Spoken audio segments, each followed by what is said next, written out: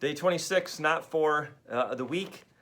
Yesterday we saw the couple say we're not going to arouse or awaken love until it's with desire, so there's a time and a place. And when it comes to our relationship with God, here's where my heart and my mind goes to as I take in this wisdom literature. Right? There's a time when God says no. Right? God is the giver of all good gifts, yes, and yes, He provides for us. But there are often times where God says no. Right? Sometimes it's an unanswered prayer, right? And sometimes it's just as we go through life, it's not something we pray for, but it's something bad that's happening to us. And it's just like, where are you, God? Right? I think of the book of James. James says this: consider it pure joy, my brothers, my sisters, whenever you face a trial, right? Whenever you face a no, right? Because it leads to the testing of your faith. When your faith is tested, it leads to perseverance and it leads to character. I think of lamenting, right?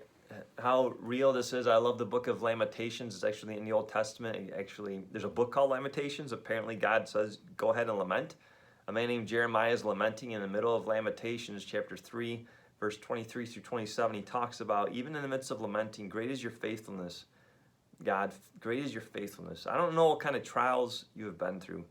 I don't know all the times in your life, or maybe even now in your relationship with God, where it just feels He's saying no. Right? I picture Jesus in the Garden of Gethsemane, right? God, right, here's my will. Please don't make me do this. But not my will, but your will. Right? He was sweating drops of blood. Right? He was in anguish. His soul was sorrowful, and there's so many times in my life where I've been there.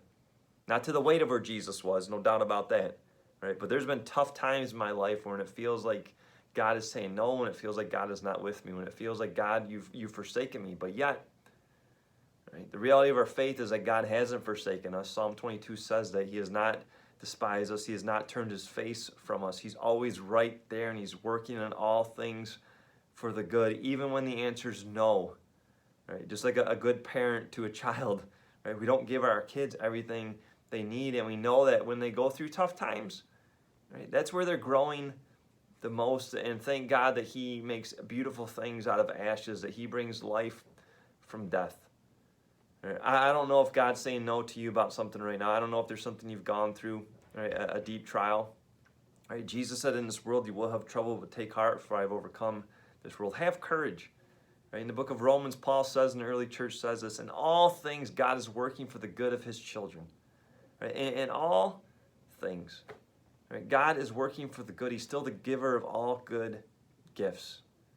Right? Today, I know it's a little deeper, but day 26, not for the week.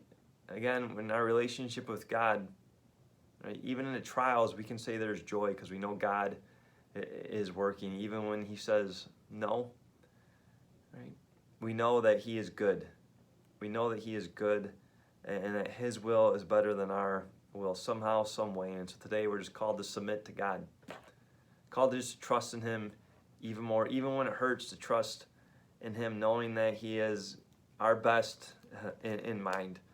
And so I encourage you, pray together, as we said yesterday, right? But today's the prayer time would be, God, help us to see joy. Help us to plant our sorrow, as the psalmist says, into You, so that we will reap harvests of joy. When You say no and life is hard, help us to lean into You even more. God, Your will be done, not our will. So may you pray together today. Day 26, not for the week. We'll see you for day 27.